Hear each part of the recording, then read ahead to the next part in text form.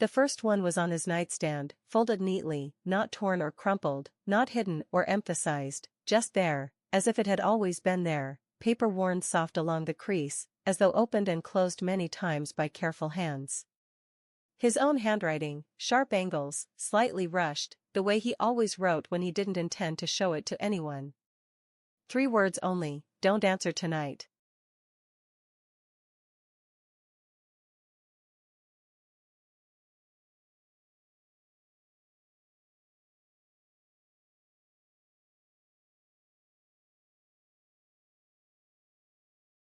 He stared at it, blinking slowly, trying to trace the moment it could have appeared. He hadn't written anything by hand in months, maybe more. All notes lived in his phone now, typed and organized and time-stamped. But there it was, the unmistakable curl of his lowercase t, the way he never crossed his F completely, details too specific to ignore. Still, he brushed it off. Maybe he had scribbled it during some half-asleep moment and forgotten. Maybe it had been tucked inside a book and slipped out.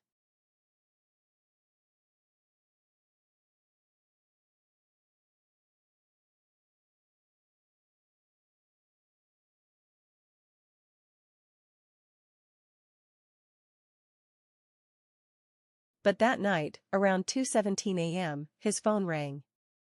Unknown number. No name. No voicemail. He watched it buzz in the dark, casting pale pulses across the sheets.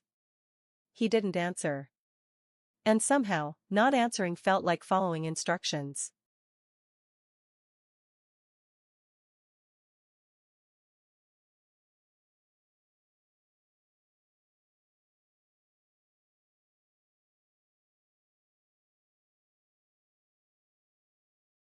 The second note was tucked into his coat pocket, days later. Same paper, same fold, same unmistakable slant of letters. The key is not yours. It meant nothing. No key had gone missing. No locks had changed. But the moment he read it, he thought of the drawer in the hallway, the one with no real use, the one he never opened, the one whose contents he could no longer fully recall.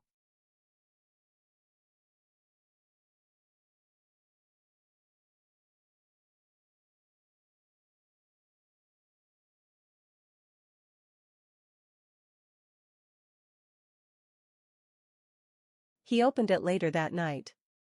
Inside, an old receipt, a set of expired batteries, a key. Plain brass. No label. No known lock. He didn't remember putting it there, but he recognized the sound it made, a faint, high-pitched rattle when shaken, as if something loose lived inside the metal. He placed it back.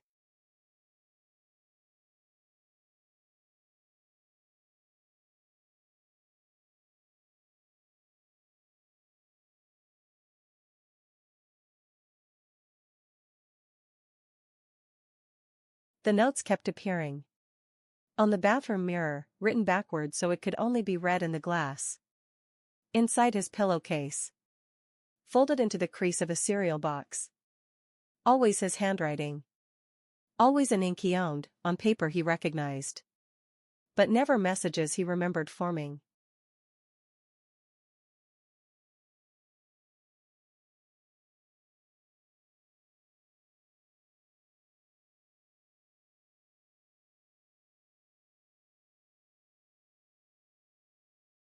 Sometimes they were cryptic: you already promised.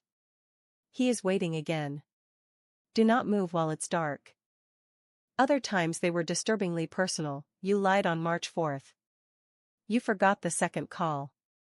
Stop pretending it was an accident.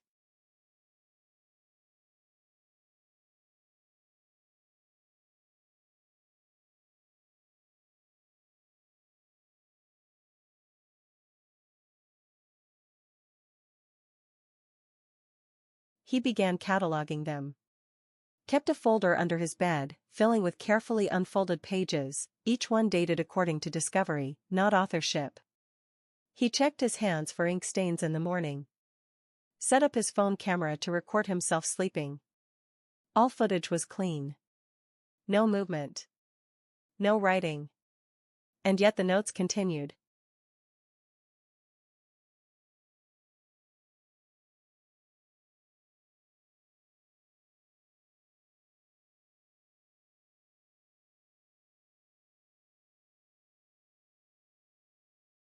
They never arrived when he was looking. Only when he forgot to check. When he relaxed, when he allowed routine to lull him, the notes would return, gentle but firm, familiar but not friendly, as if they came from a version of himself whose patience was wearing thin.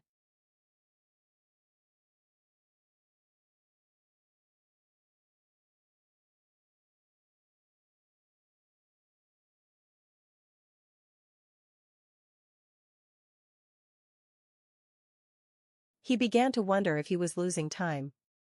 Minutes. Hours. Whole nights. But nothing else in his life suggested absence. He ate regularly. He remembered appointments. He answered texts. Only the notes betrayed the presence of something unseen and ongoing, a thread being pulled through him by unseen fingers.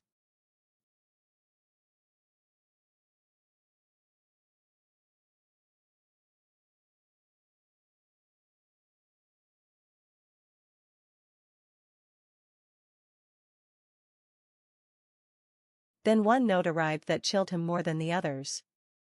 Not because of its message, but because of where he found it, inside his shoe, pressed flat beneath the insole, ink-worn pale by pressure.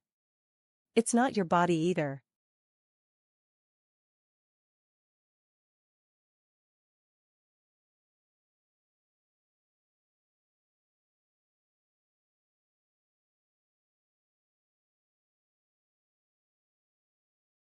After that note, the one beneath the insole, something changed, not in the notes themselves, but in his understanding of how much had already changed without his consent, how far this silent correspondence had gone before he even noticed it. He stopped trying to explain them, not because the explanations were insufficient, but because they began to feel irrelevant, as though logic now belonged to a different framework entirely, one that wasn't being shared with him but merely glimpsed through the edges of behavior he couldn't trace back to intent. He no longer knew what to watch for. There were no sounds, no flickering lights, no footsteps in the night. Only paper. Only ink. Only reminders that he had never been entirely alone in his own mind.